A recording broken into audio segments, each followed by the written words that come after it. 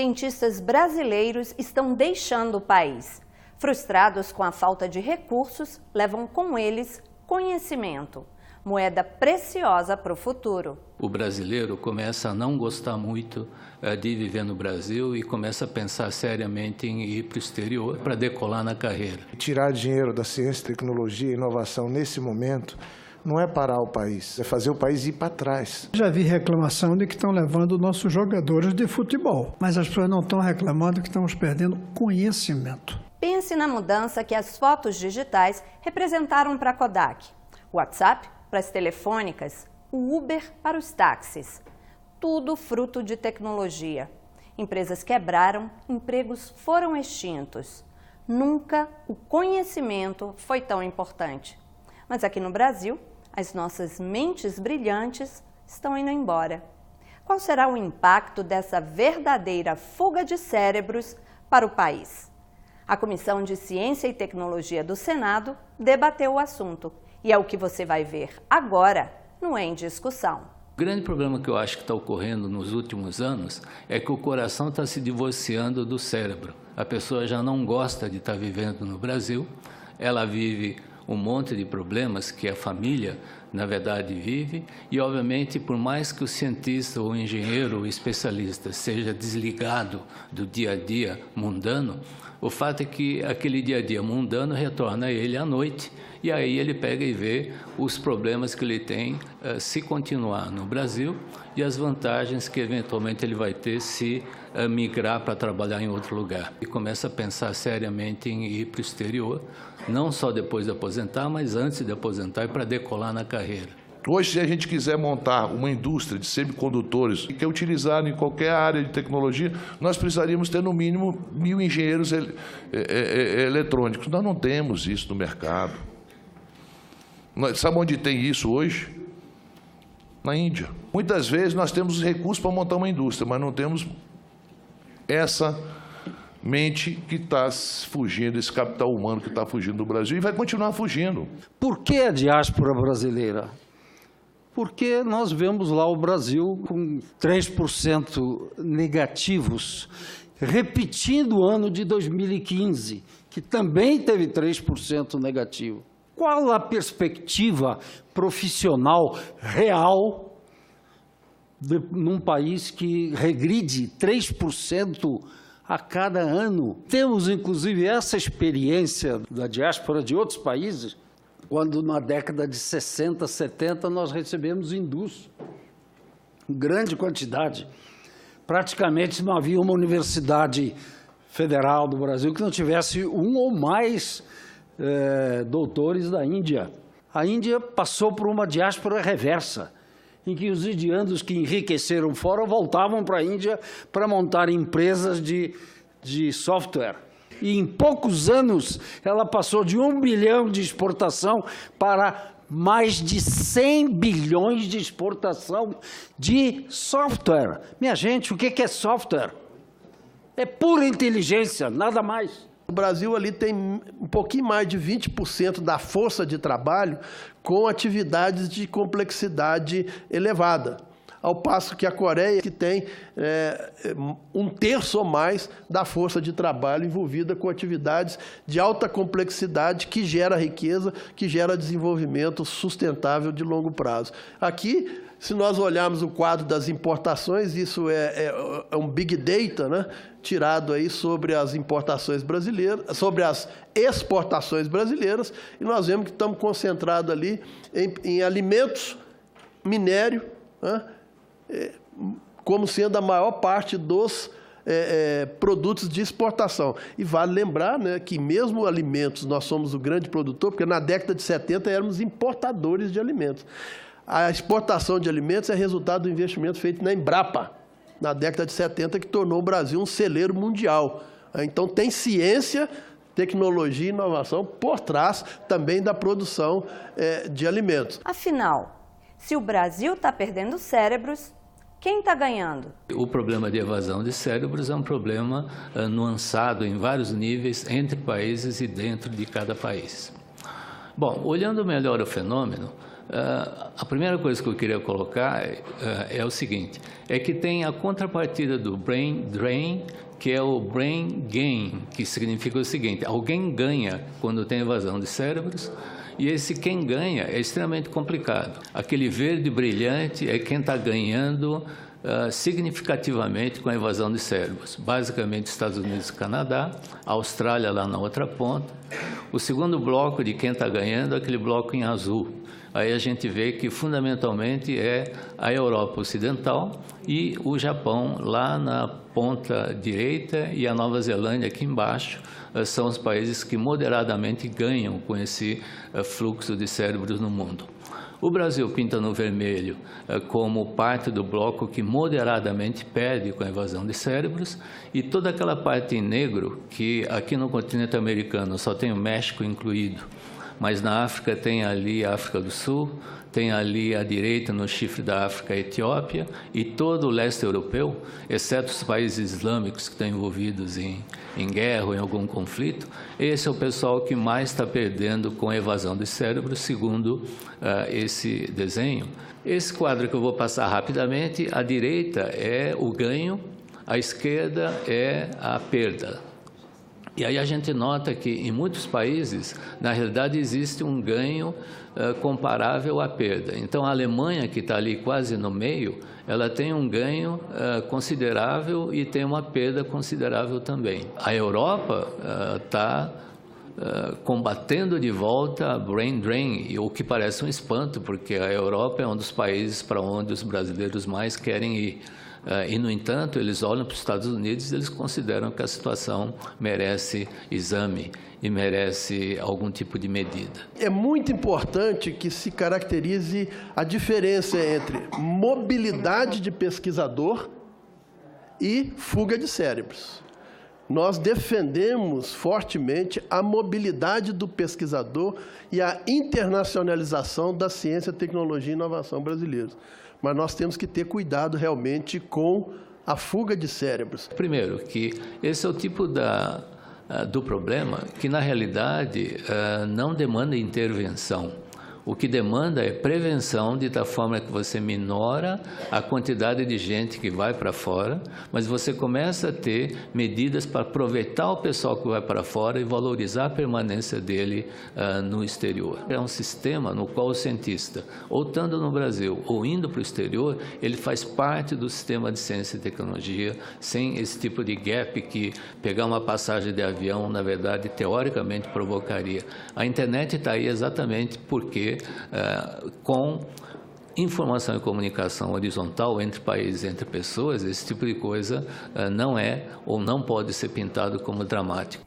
Quem são os cientistas brasileiros fora do país? Tem como trazê-los de volta? Esse aqui é um exemplo fundamental porque ele é o ganhador do primeiro Jovem Cientista, um programa que o CNPq faz, né? Uma premiação que o CNPq faz. Há 29 edições, Henrique Malvar, ou Rico Malvar, que é hoje um CEO da Microsoft e é o exemplo de que o investimento em ciência, tecnologia e inovação forma, o prêmio descobre o talento desses jovens. E ele me disse o seguinte: professor, eu devo toda a minha vida, toda a minha carreira ao CNPq, desde o prêmio Jovem Cientista, que ele ganhou em 81, até o mestrado e doutorado que o tornou capaz de ser hoje uma das pessoas mais importantes dentro do sistema Microsoft. Aí está os dados que ele produz, 119 patentes nos Estados Unidos, 160 artigos científicos, é membro da Academia Norte-Americana de Engenharia, responsável por 12 laboratórios. Aqui um caso muito especial, que não está lá no Vale do Silício, mas está na NASA, que é a do Ilha de Mello, que é uma das responsáveis aí por trabalhar no telescópio Hubble desde 98, ele agora está desativado, e que foi, então, uma das responsáveis pela descoberta da bolhas azuis e aglomerado de estrela fora das galáxias, E ela descobriu uma supernova em 97. Ela teve aqui agora no Brasil, em 2017, e falou essa frase aí que marcou demais a gente, O sucesso no exterior ocorreu graças a um corte dos gastos de investimento em pesquisa ainda em 95. Então, nós estamos vivendo de novo o corte dos gastos na área de ciência, tecnologia e inovação. Ela completou: eu investi a minha vida fazendo doutorado, não vi a sociedade que valorizava isso, e é uma pena porque o Brasil é um país que precisa de cientistas. Os estudos sempre indicam que o brasileiro, de um modo geral, esse talento qualificado que vai para o exterior, ele tem uma vontade enorme de voltar e geralmente ele volta. Porém, senador, a dinâmica do recrutamento internacional mudou muito. É muito rápido o que está acontecendo no exterior hoje em dia, no cenário internacional.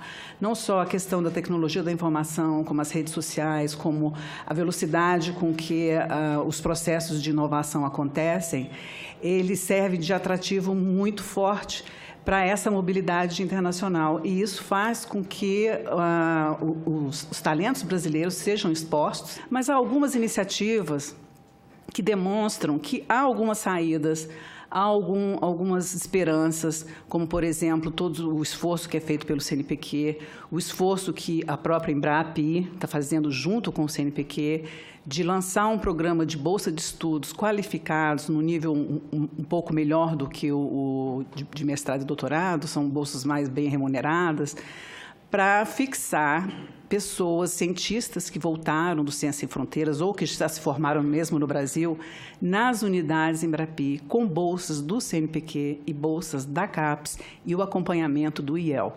E quando a gente pergunta como que é o Brasil conhecido no exterior, dentro da mesma coisa, nós verificamos aí que a maior conhecimento do Brasil é com base nos seus jogadores de futebol, né? E os cientistas, na verdade, não são muito conhecidos.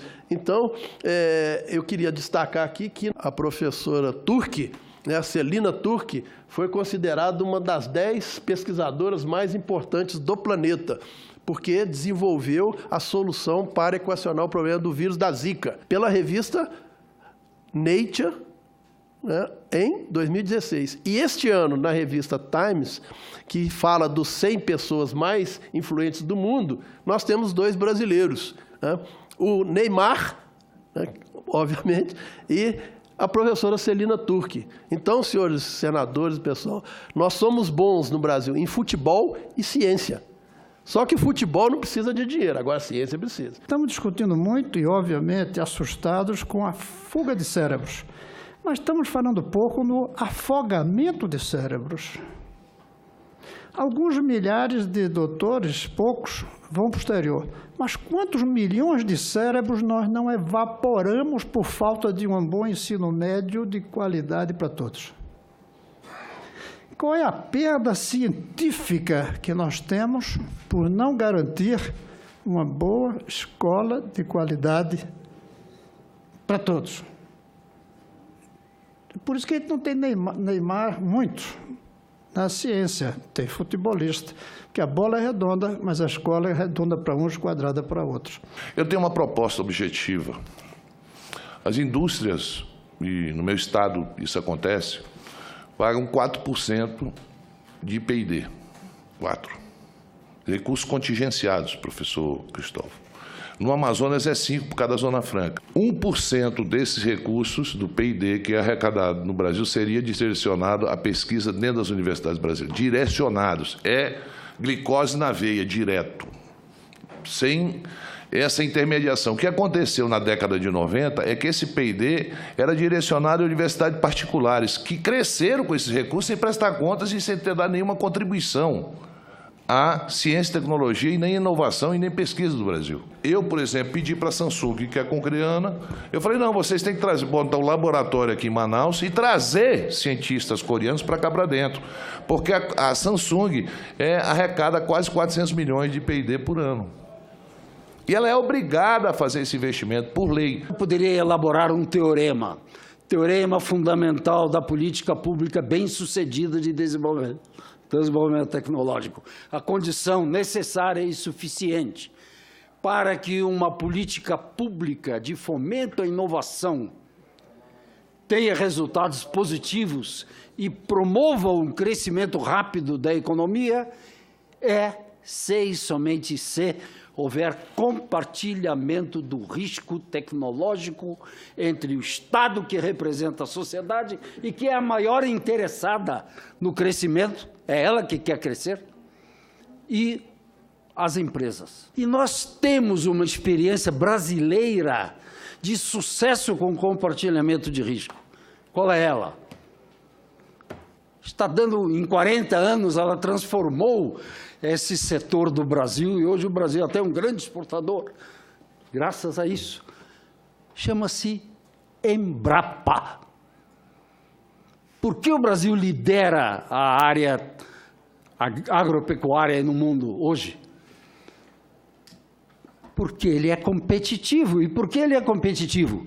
Porque a Embrapa, durante 40 anos, faz mudanças e melhorias e aperfeiçoamentos na indústria agrícola e pecuária. Na Amazônia, infelizmente, todos os produtos da Amazônia são sazonais, não é o ano todo. O peixe é sazonal, a castanha é sazonal, a borracha é sazonal, o açaí é sazonal, e qualquer tipo de fruta é sazonal.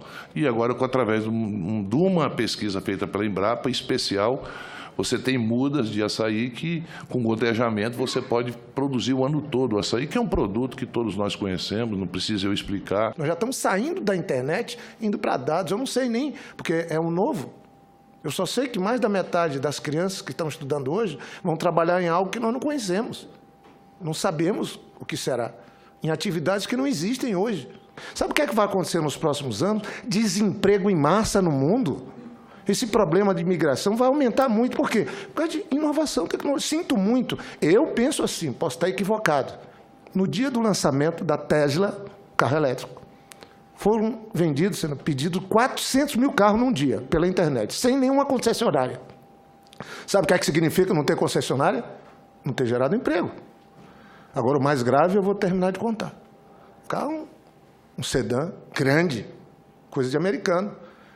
Essa India, 10 anos atrás, vale mais que a Ford. E vai passar a GM agora. Aí eu fui ver o carro.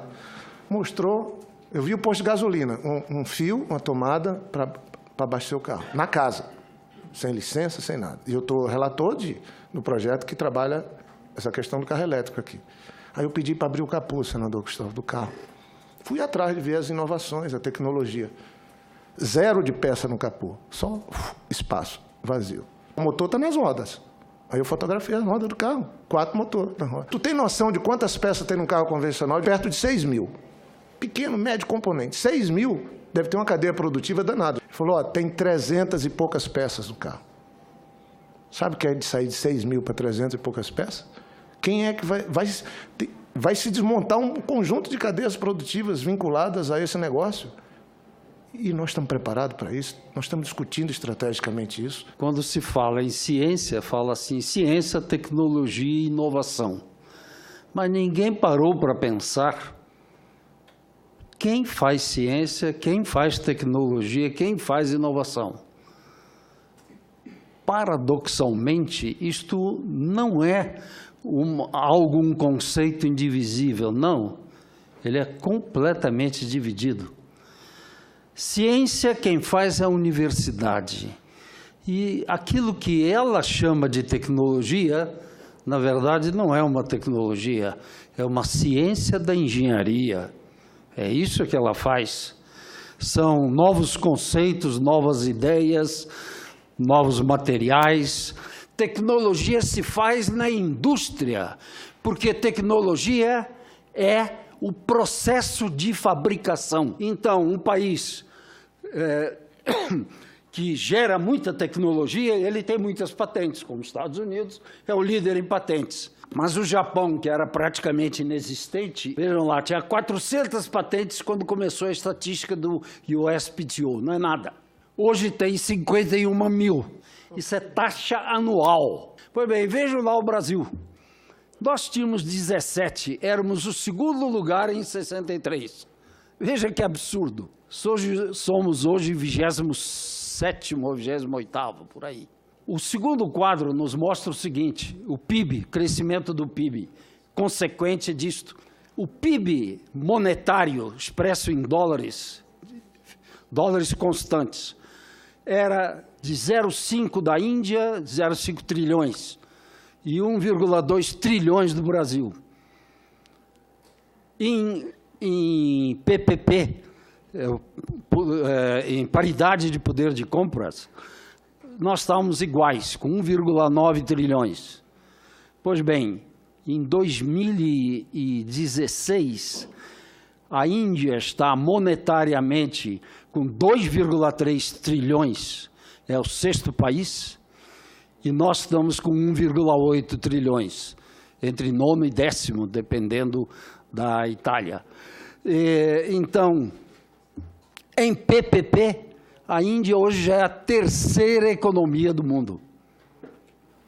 Vejam, é a 3ª, em 20 anos de investimento em inovação realmente. Não a inovação da prateleira, mas a inovação do chão de fábrica. Patente, medida pela patente. Uma dura crítica aos nossos governantes. O costume de não dar continuidade a projetos da gestão anterior. A prática é considerada altamente prejudicial para a área de ciência, tecnologia e inovação, onde ideias podem levar décadas para serem implementadas. O problema é que muda governo, muda política, muda o dirigente, muda a política. Nós temos solução de continuidade. Tem algumas áreas que nós, senadores, o Congresso Nacional, teria que aprovar uma lei proibindo, seja quem seja o governante, seja quem seja o presidente, nós não podemos mudar uma meta estabelecida para 20, 30 anos. Todos os partidos, a prática é a mesma, infelizmente.